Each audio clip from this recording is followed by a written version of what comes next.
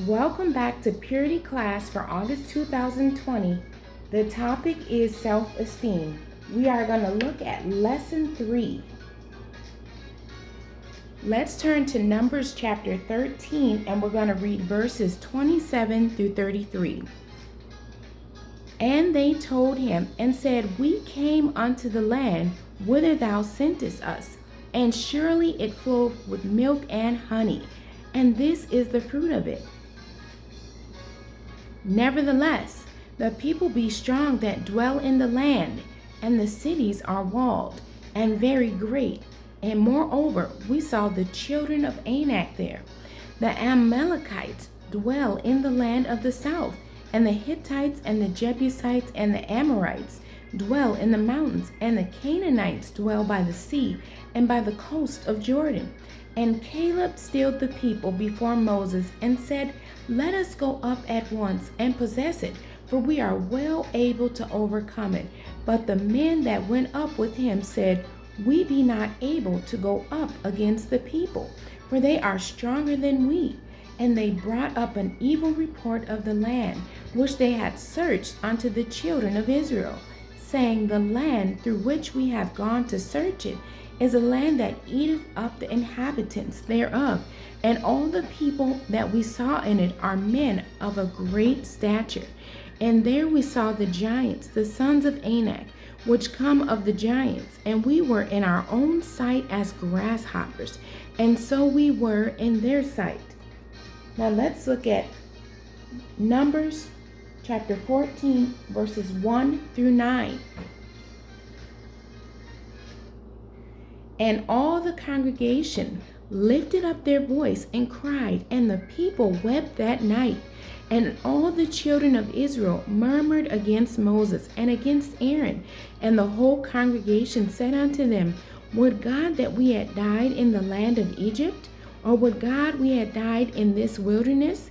And wherefore hath the Lord brought us unto this land, to fall by the sword, that our wives and our children should be a prey? Were it not better for us to return into Egypt? And they said one to another, Let us make a captain, and let us return into Egypt. Then Moses and Aaron fell on their faces before all the assembly of the congregation of the children of Israel. And Joshua the son of Nun, and Caleb the son of Jephunneh, which were of them that searched the land, rent their clothes, and they spake unto all the company of the children of Israel, saying, The land which we passed through to search, it is an exceeding good land.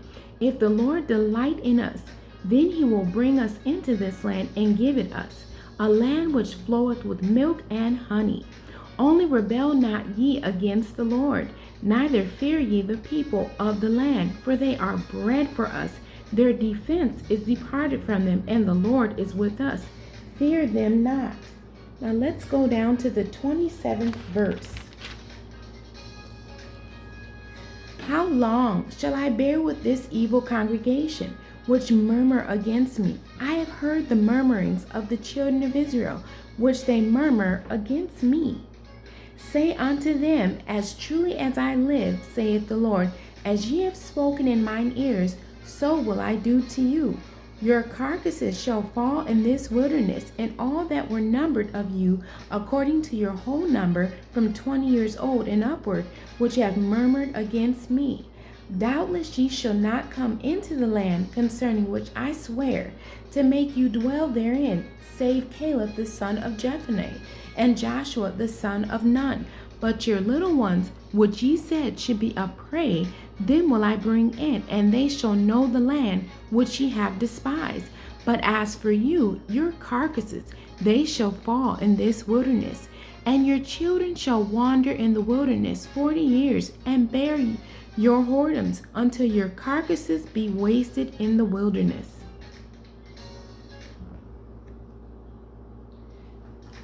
The lesson objective is that the Puritan will learn how important it is to see ourselves as God sees us.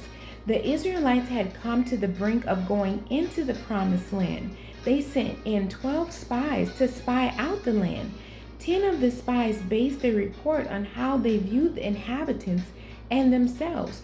Two of the spies based their report on God's word. The Israelites choose to believe the 10 spies. They started talking against God. Only 2 people over the age of 20 wanted to believe God. Joshua and Caleb tried to convince everyone else to believe God. Their focus was on God, not their own abilities. The Israelites did not want to hear the try and wanted to stone them. God made his presence known and pronounced judgment on everyone who complained. God let their words decide their fate. They would die in the wilderness and wander in it a year for every day they had already been in the wilderness. At the end of 40 years, the only ones to enter the promised land at the end of 40 years, the only ones to enter the promised land were Joshua and Caleb. They were now over 80 years old. Caleb had continued to believe the promises of God and was now willing to fight for his land. Joshua and Caleb chose to see themselves as possessors of the land based on God's promise. The others saw themselves as grasshoppers. Christians need to find their identity in God's word in order to fully obtain the promises of God. How did the Israelites see themselves compared to their enemies? And what effect did this have on their decision to cross over and possess the land? Why do you think Joshua and Caleb had a different reaction to the situation? Review the lesson again. God bless you and thank you for joining me today.